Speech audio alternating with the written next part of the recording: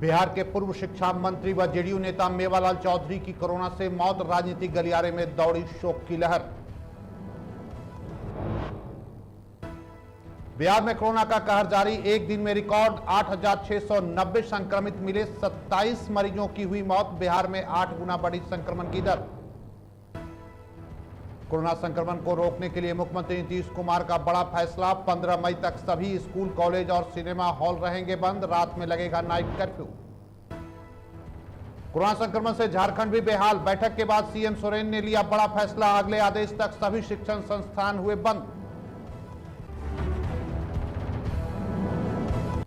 नमस्कार, मैं हूं राजेश कुमार और आप देख रहे हैं डीटीवी भारत। बिहार में कोरोना संक्रमण से मरने वालों की संख्या लगातार बढ़ती जा रही है। इस बीच कोरोना से बिहार सरकार के पूर्व शिक्षा मंत्री मेवालाल चौधरी का निधन हो गया है। जेडीयू के तारापुर से विधायक बिहार सरकार के पूर्व शिक्षा मंत्री मेवालाल चौधरी का कोरोना से संक्रमित हो चुके थे। सांस लेने में उन्हें समस्या हो रही थी, जिसके बाद उन्हें पटना के निजी अस्पताल में भर्ती कराया गया था, जहां सोमवार सुबह 4:30 बजे उन्होंने अंतिम सांस ली। वह 65 साल के थे। मेवालाल चौधरी तारापुर विधानसभा क्षेत्र से लगातार दूसरी बार विधायक रहे। 2020 की विधानसभा चुनाव के बाद उन्हें शिक्षा मंत्री के पद की जिम्मेदारी दी गई थी। वो सबौर कृषि विश्वविद्यालय के कुलपति भी रहे। मुख्यमंत्री नीतीश कुमार ने पूर्व मंत्री के निधन पर गहरी शोक संवेदना व्यक्त की है।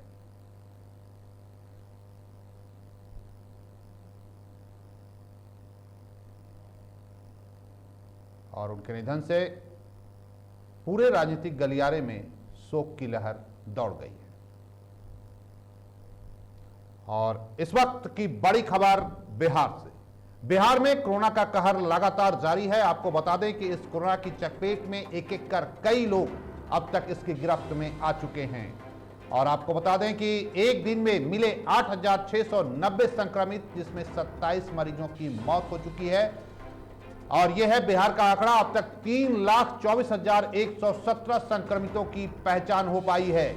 इस वक्त की बड़ी खबर आपको बता दें कि कोरोना का कहर लगातार जारी है। पटना सहित 5 जिलों में 300 से अधिक संक्रमित मरीज मिले हैं। पटना इस वक्त हॉटस्पॉट बना है। बिहार में कोरोना का कहर लगातार जारी है। और आपको बता दें कि 8,690 संक्रमित मरीज मिले हैं, जिसमें 27 मरीजों की मौत हो चुकी है। 3,24,117 संक्रमितों की पहचान हुई है। और पटना इस वक्त हॉटस्पॉट बना हुआ है। पटना के तमाम अस्पताल पूरी तरह से मरीजों से भरे पड़े हुए हैं। कहीं बेड नहीं तो कहीं दवा नहीं, कहीं इंजेक्शन नहीं तो कहीं एम्बुलेंस नहीं। हालात बद से बदतर होते जा रहे हैं। और इस वक्त हमारे संवाददाता निर्भय हमारे साथ जुड़े हुए हैं। निर्भय, हालात बद से बदतर होते जा रहे हैं, अस्पताल फुल है। बिल्कुल, जिस तरीके से स्थितियों को लेकर के देखा जाए तो फिलहाल बिहार की स्थिति काफी भयावह होती जा रही है। जिस तरीके से पिछले 6 घंटे में लगभग 8,000 से अधिक मामले सामने आए हैं। और ऐसे में पहले ही जब संख्या जो थी वो 3,000 4,000 के पार आ रही थी, उस वक्त भी देखा गया था कि अस्पतालों में जगह नहीं थी।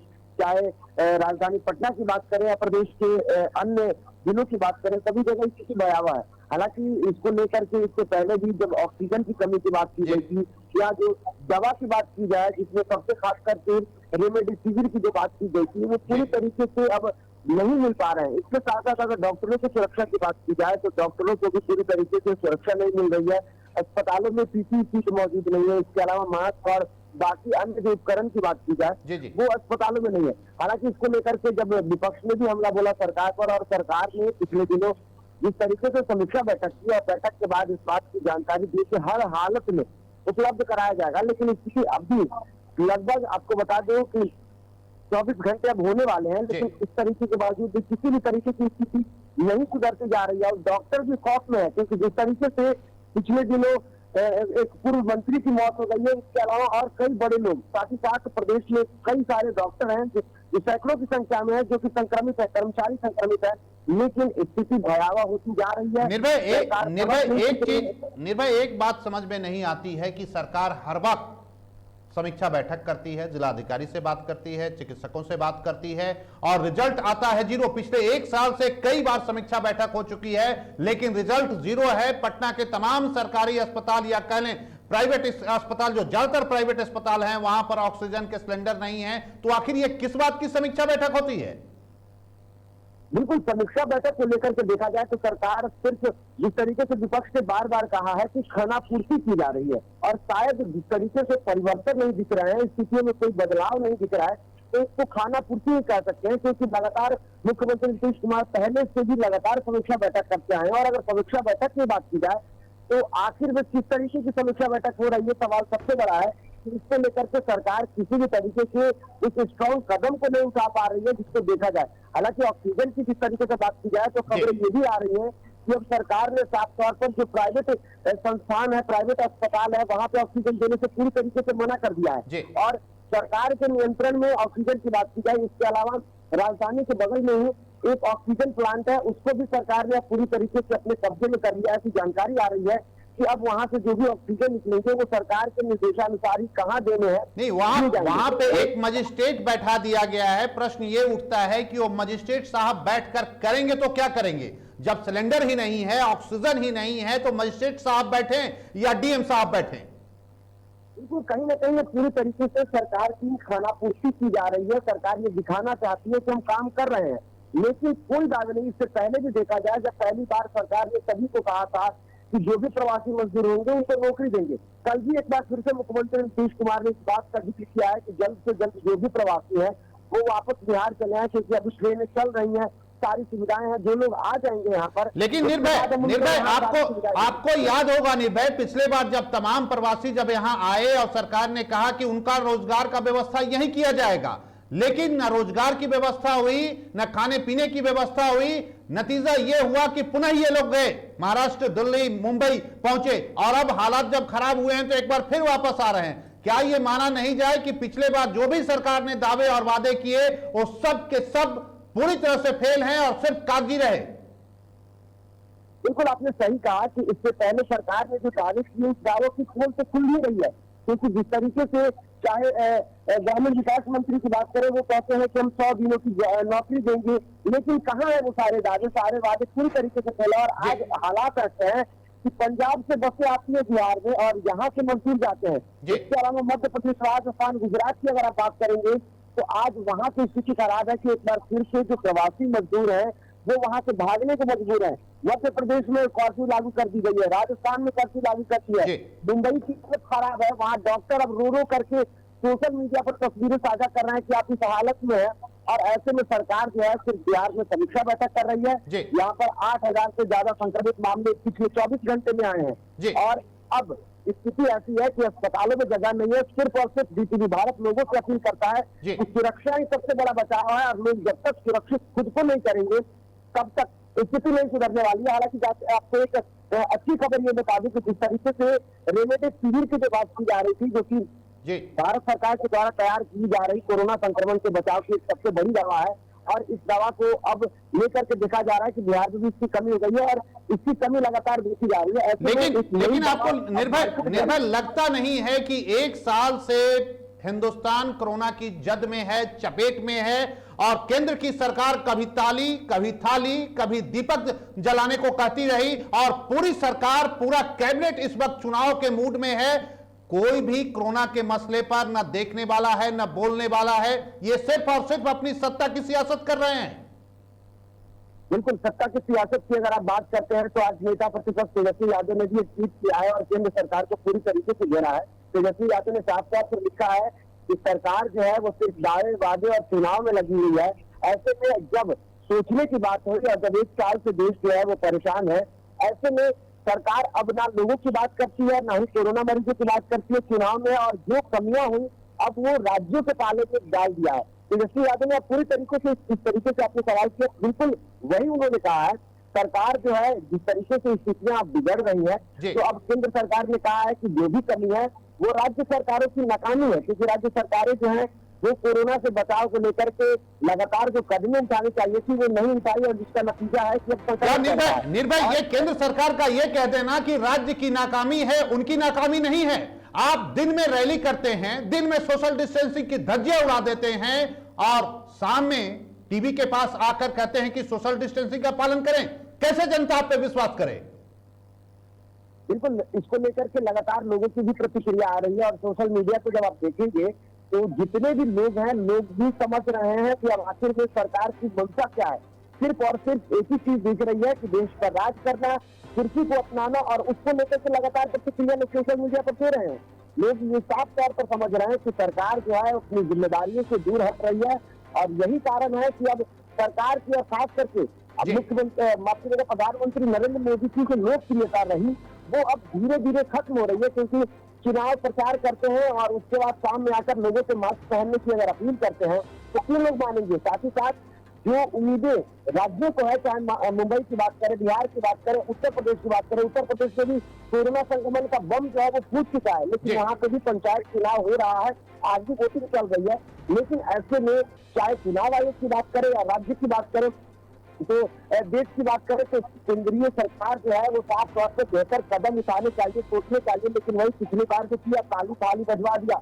लेकिन अभी स्थिति नहीं सुधर रही है और सरकार इस पर कुछ भी सोचने को तैयार नहीं है। जी चलिए निर्भय, इस खबर पर आप नजर बनाए रखें। फिलहाल बहुत बहुत शुक्रिया। और यह थे हमारे संवाददाता निर्भय जो कि बता रहे थे कि स्थिति बेहतर नहीं है, चाहे राजधानी पटना की बात कर ली जाए या पटना से बाहर किसी भी सुदूरवर्ती इलाके की बात कर ली जाए, हालात बद से बदतर हैं। सरकार सिर्फ और सिर्फ दावा और वादा कर रही है, लेकिन सच्चाई यह है कि आज की तारीख में अस्पताल में न ऑक्सीजन है, न दवा है, न प्रॉपर डॉक्टर है, न नर्स है, न मरीज की हालत बेहद खराब है। और उसके बावजूद भी सिर्फ और सिर्फ आश्वासन दिया जा रहा है, जो भी काम हो रहा है वो सिर्फ कागजी कार्रवाई हो रही है। अगर सरकार सही समय पर कार्रवाई की होती तो आज ये दिन ना आपको देखना पड़ता ना हमें देखना पड़ता। बढ़ते हैं अगले खबर की ओर। राज्य में रविवार को फिर रिकॉर्ड 8,690 नए संक्रमितों की पहचान हुई। एक दिन में नए संक्रमितों में 9.4% की बढ़ोतरी दर्ज की गई है। शनिवार को राज्य में 7,890 नए संक्रमितों की पहचान की गई थी। राज्य में इसके साथ ही सक्रिय मरीजों की संख्या बढ़कर 44,700 हो गई है। सोचने वाली बात है, पिछले 24 घंटे में राज्य में 3,480 संक्रमित मरीज इलाज के बाद स्वस्थ हो पाए हैं। यह एक बेहतर बात है, जबकि 27 संक्रमितों की इलाज के दौरान मौत हो गई।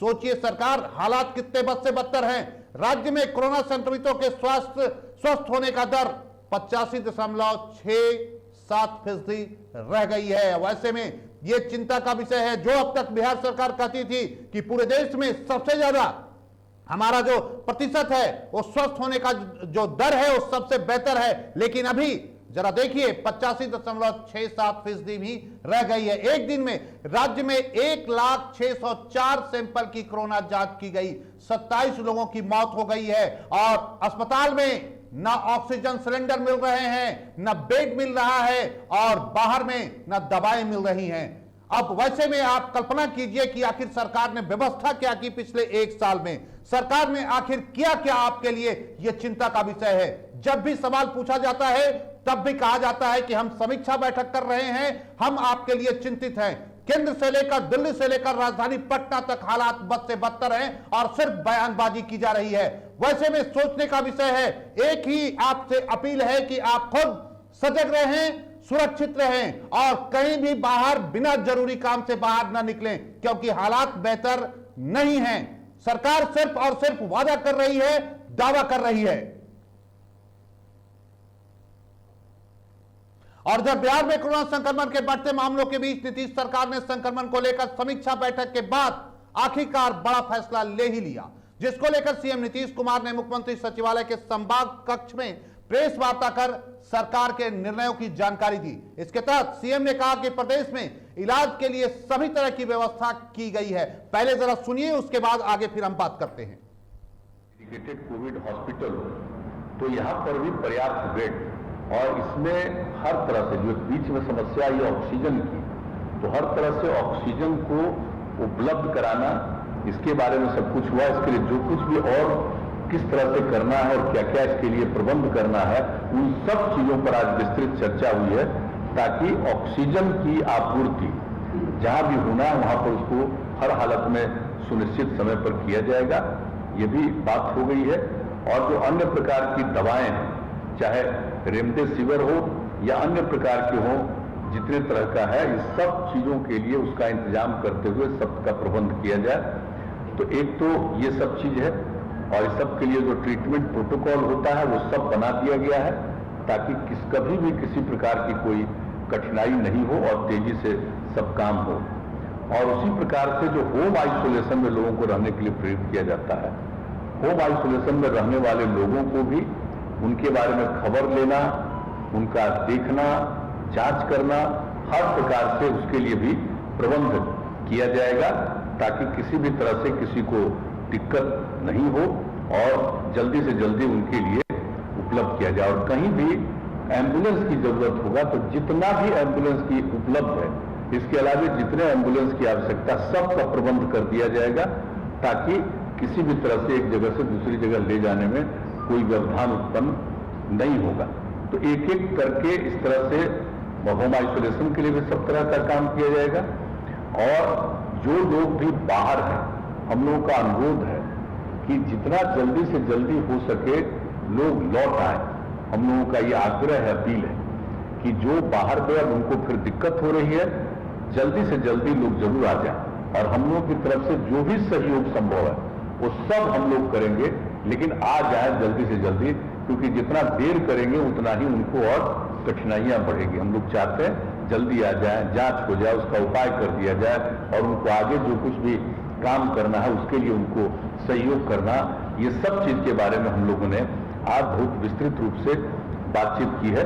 और उसके अलावा आप लोगों को बताया गया था, हमने बताया था एक जो प्रेस कॉन्फ्रेंस था उसमें, कि भाई जो क्वारंटाइन सेंटर है, जो बाहर से भी बहुत लोग आएंगे जिनको रहने की भी कोई व्यवस्था करनी हो, तो क्वारंटाइन सेंटर के बारे में भी था कि अनुमंडल स्तर पर हम लोग ठीक ढंग से क्वारंटाइन सेंटर बनाए रखेंगे कि कोई होम आइसोलेशन में नहीं रहे, क्वारंटाइन सेंटर में रहना पड़े उनको। तो उसके लिए भी पूरा का पूरा प्रबंध करने के लिए भी आज पूरे तौर पर निर्णय लिया गया है और हर तरह का सब लोगों से विचार विमर्श लेकर के सब तरह की बात की गई। और हर तरह से जो हमने बता दिया कि बाहर से भी लोग आएंगे, उनके लिए रोजगार उपलब्ध कराने की भी पूरी बात की जाएगी। और लोगों के बीच में पूरे तौर पर जो 6 बजे तक का उसको घटा करके 5 बजे तक का कर दिया गया है कि बिल्कुल उसको 5 बजे तक ही बंद कर दिया जाएगा, उसका आना जाना नहीं हो। ये सब बात अब यह तय कर दिया गया है और इसको अभी हम लोगों ने बंद करने का जो निर्णय लिया, ये सब 15 मई तक के लिए अभी का फैसला है। और उसके बाद जो हमारे जो सरकारी और गैर सरकारी कार्यालय हैं, अब उसके बारे में एक आज निर्णय लिया गया है कि इसको 5 बजे तक रखा जाएगा, 5 बजे बंद। और आप जानते हैं 1/3 33% लोगों को ही एक दिन में काम करने के लिए कहा गया है। नहीं, जैसे हेल्थ वगैरह को छोड़ करके उन सब चीजों का नहीं, जो इसेंशियल सर्विसेज है उसकी बात हम नहीं कर रहे हैं, बाकी जितनी सेवाएं उसके लिए जो किया गया था, तो अब उसको कर दिया गया घटा करके, जो 6 बजे तक का उसको घटा करके 5 बजे तक का कर दिया गया है कि बिल्कुल उसको 5 बजे तक ही बंद कर दिया जाएगा। और प्रतिदिन रात्रि में 9 बजे से लेकर के सुबह 5 बजे तक नाइट कर्फ्यू लागू रहेगा। साहब, 15 साल से आप सत्ता में बैठे हुए हैं और बिहार में डॉक्टर की कमी, नर्स की कमी, अस्पताल की कमी, बेड की कमी, ऑक्सीजन की कमी और दवा की कमी। सवाल यह है कि आप 15 साल से कर क्या रहे हैं? और पिछले 1 साल से कोरोना बिहार ही नहीं पूरे देश में दस्तक दे रहा है। माननीय प्रधानमंत्री जी अब लॉकडाउन नहीं लगाएंगे, अब क्या कर रहे हैं? 1 साल से आपने क्या तैयारियां की? लोग मर रहे हैं और आप चुनाव में व्यस्त हैं, मस्त हैं। इधर वैश्विक महामारी कोरोना को देखते हुए एनएमसीएच को कोरोना डेडिकेटेड हॉस्पिटल घोषित कर दिया गया है। ऐसे में एनएमसीएच से एक पत्र वायरल होने के बाद पूरे स्वास्थ्य विभाग में हड़कंप मच गया है। दरअसल एनएमसीएच के अधीक्षक डॉक्टर विनोद कुमार सिंह ने स्वास्थ्य विभाग को एक पत्र लिखा है, जिसके वायरल होते ही पूरे महकमे में हड़कंप मचा है और फिलहाल सरकार का कोई भी नुमाइंदा उनके प्रश्न का, उनके पत्र का जवाब देने की स्थिति में नहीं है। जरा सुनिए क्या कह रहे हैं डॉक्टर विनोद कुमार सिंह। 100% सत्य है, मैंने लिखा था, मेरा दस्तखत है। यह कई बार होता है कि जैसे ऑक्सीजन सप्लाई सुप्रीटेंडेंट के हाथ में नहीं, लेकिन अगर मृत्यु होती है किसी की किसी संस्थान में, तो उसका सारी जवाबदेही जो है, जो अस्पताल का जो सुप्रीटेंडेंट होता है उस पर होता है। तो ऑक्सीजन की कमी ज़्यादा देर तक बंद हो जाएगी इसी तरह से, तो सबसे पहले मुझे ही दोषी करार दिया जाएगा कि भाई सुपरिटेंडेंट इसके लिए दोषी है, इसको सस्पेंड करो, इसको डिसमिस करो, इसको जेल भेजो, है ना। तो ये तो मेरे हाथ में है नहीं। तो ऐसे पद पर बने रहने का मेरा कोई औचित्य नहीं है, ये जहाँ की हम अपने मरीजों को ऑक्सीजन भी नहीं दे पाते। ठीक है, इसलिए मैंने अपनी चिंता जाहिर की है और कार्य मैं कर रहा हूँ। जब तक मुझे भार मुक्त नहीं किया जाएगा तब तक मैं कार्य अबाध गति से करता रहूँगा, परंतु जो मेरी चिंता है इससे हमने प्रशासन को अवगत कराया। और यही हकीकत है माननीय मुख्यमंत्री जी, यही हकीकत है माननीय स्वास्थ्य मंत्री जी बिहार के हालात की। बिहार के स्वास्थ्य महकमे की एनएमसीएच के अधीक्षक ने आपको आईना दिखा दिया है, लेकिन आप हैं कि आईना में अपना चेहरा देखने को तैयार नहीं है। वहीं अधीक्षक के पत्र पर आईएमए के प्रेसिडेंट सहजानंद सिंह ने कहा कि ऐसी स्थिति में डॉक्टरों को संयम नहीं खोना चाहिए। डॉक्टर अक्सर समाज और लोगों के हित में काम करते हैं। सहजानंद ने सरकार पर सवाल उठाते हुए कहा कि इन सारी परिस्थितियों की दोषी अगर कोई है तो वो है सरकार। ऑक्सीजन की कमी को देखते हुए उनको लगा कि घंटा 2 घंटा 4 घंटा में ऑक्सीजन नहीं बचेगा, नहीं होगा, तो हम पेशेंट के लिए क्या करेंगे, और कुछ घटना घटेगी तो रिस्पॉन्सिबल सुपरिटेंडेंट होगा। इसके चलते उन्होंने सुपरिटेंडेंट को, प्रिंसिपल सेक्रेटरी को अपना त्यागपत्र देने के बाद उन्होंने कही है। लेकिन हम आईएमए के लोग, हम नेशनल प्रेसिडेंट हैं, पूरे देश के बारे में सोचते हैं और देखते हैं। हमने उनको आग्रह किया कि आपके जाने के बाद वहाँ और दिक्कत होगी, आप समाज के लिए, डॉक्टरों के हित के लिए आप वहाँ कंटिन्यू करें। तो लगता है कि उनको कंटिन्यू करना चाहिए। और जहाँ तक ऑक्सीजन की कमी के चलते घटना हो रही है, उसके लिए सरकार जिम्मेवार है। जी हां, उसके लिए सरकार जिम्मेवार है। और इस खबर पर ज्यादा जानकारी के लिए हमारी सहयोगी शर्मिला चौहान इस वक्त हमारे साथ जुड़ी हुई है। शर्मिला, विनोद सिंह के लेटर के बाद सरकार का कोई भी नुमाइंदा खंडन करने नहीं आया, कोई जवाब देने नहीं आया, और आईएमए के जो प्रेसिडेंट हैं वो कह रहे हैं कि इसके लिए पूरी तरह से सरकार जिम्मेवार है। हालात वाकई में बद से बदतर हैं। बिल्कुल राजेश जी, जैसे कि आपने बताया कि हालात की हम अगर बात करें तो हालात को देखते हुए ही जो एनएमसीएच के अधीक्षक है डॉक्टर विनोद कुमार सिंह, उन्होंने स्वास्थ्य विभाग के प्रधान सचिव यानी प्रत्यय अमृत को पत्र लिखा था, और उस पत्र में उन्होंने इन तमाम बातों का जिक्र किया था कि ऑक्सीजन की कमी हो गई है और इससे कई मौतें हो रही हैं और आधे दर्जन मरीजों की और जाने जा सकती हैं। तो ऐसे में ऑक्सीजन को लेकर सरकार जरूर कोई सख्त कदम उठाए, और अगर नहीं ऐसा होता है तो इन सारे मौतों का जिम्मेवार मुझे माना जाएगा, इसलिए मुझे पद मुक्त कर दिया जाए। उन्होंने साफ तौर पे उनसे मांग की प्रधान सचिव से। और ऐसे में जैसे ये पत्र वायरल हुआ, स्वास्थ्य महकमे में हड़कंप मच गया। आईएमए के अध्यक्ष सहजानंद सिंह ने कहा कि उन्हें संयम बरतने की जरूरत थी, लेकिन उन्होंने ये भी कहा कि इन सभी परिस्थितियों की जिम्मेवार सरकार है, क्योंकि सरकार यदि सख्त रहती इन सभी चीजों को लेकर, क्योंकि जाहिर सी बात है हम लोगों ने पिछले साल भी हम लोगों ने ये त्रासदी सही हुई है, तो हमें पता है कि ऑक्सीजन की आपूर्ति सबसे ज्यादा होती है। क्या आपको लगता नहीं है शर्मिला कि जिस तरह से डॉक्टर विनोद सिंह ने पत्र और उस पत्र का जवाब आना चाहिए था, ना कल मुख्यमंत्री ने उन पर उस पत्र पर कोई जवाब दिया, ना प्रत्यय अमृत ने कुछ कहा, या सरकार का कोई भी नुमाइंदा इस पत्र का खंडन करने या जवाब देने अभी तक नहीं आया है? बिल्कुल राजेश जी, इस पत्र के वायरल होते हुए ही सियासत शुरू हो गई। एक तरफ विपक्ष बोल रहा है कि सरकार इसकी जिम्मेवार है, उसके बाद सत्ता पक्ष जो है वो अपनी सफाइयां पेश कर रहा है। बजाय इन सभी चीजों के इस मुद्दे पर राजनीति नहीं करनी चाहिए थी, और बिहार के जो मुखिया हैं उन्हें इस पूरे मामले में संज्ञान लेना चाहिए था, क्योंकि अब ये मामला किसी से छिपा नहीं रह गया है। दूसरी बात कि स्वास्थ्य विभाग के प्रधान सचिव प्रत्यय अमृत ने भी इस पत्र का जवाब नहीं दिया। प्रत्यय अमृत को पत्र का जवाब देना चाहिए था, क्योंकि लगातार बिहार के कई ऐसे जिले हैं जहां पे ऑक्सीजन की आपूर्ति नहीं हो रही है, मरीजों में हाहाकार मचा हुआ है, काफी परेशान हो रहे हैं। तो क्या ये माना जाए शर्मिला, सरकार में अब सच का सामना करने का साहस नहीं रहा? बिल्कुल, ये कहते हैं ना कि ये छिप नहीं सकता है। कई बातें ऐसी होती हैं जो बोलनी नहीं पड़ती। सरकार कुछ कह नहीं रही है, लेकिन जनता सब समझ रही है। बहुत सारे मामले में नीतीश कुमार चुप है, बहुत सारे मामले में उनके अधिकारी चुप है। अस्पतालों की जो हालत है वो इतनी बदतर हो चुकी है राजेश जी, कि अगर हम जमीनी हकीकत रोज दिखाते हैं डीटीवी भारत से, हम अपने दर्शकों को रोज जो अस्पताल है बिहार की, और सबसे खासकर राजधानी की जो बड़े अस्पताल है पीएमसीएच, एनएमसीएच, उनकी हम हकीकत दिखाते हैं कि वहाँ किस तरह से मरीज तरफ तरफ कर मर रहे हैं। और जब स्वास्थ्य मंत्री से ये पूछा जाता है तो स्वास्थ्य मंत्री जी ये कहते हैं कि बेड की कमी है, और ऐसे में अगर मरीजों की मौत हो रही है तो ये काफी दुखद है। ये एक लाइन की सफाई स्वास्थ्य मंत्री द्वारा पेश की जाती है, लेकिन ऐसे में कोई संज्ञान नहीं लिया जाता है।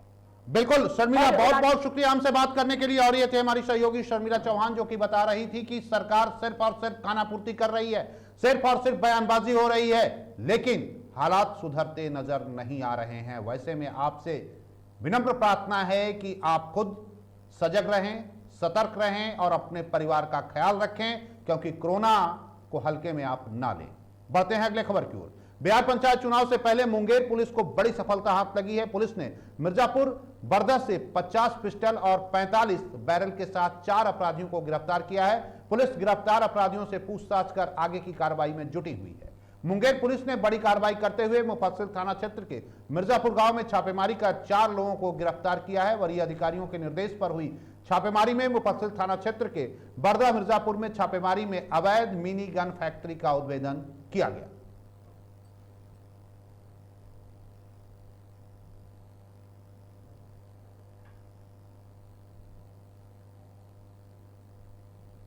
और इधर जहानाबाद जिले में रामनवमी की तैयारी जोर पर है, और वहीं भक्तों द्वारा रामायण पाठ भी किया जा रहा है। और चैत्र महीने में यहां वर्षों से रामायण का पाठ किया जाता है। छोटे छोटे भक्त जब मधुर स्वर में रामायण का पाठ करते हैं तो उसे सुनने के लिए दूर दूर से लोग यहां आते हैं, लेकिन सरकार द्वारा जारी कोरोना गाइडलाइन की वजह से अभी फिलहाल भक्त जो है वहां नहीं पहुंच रहे।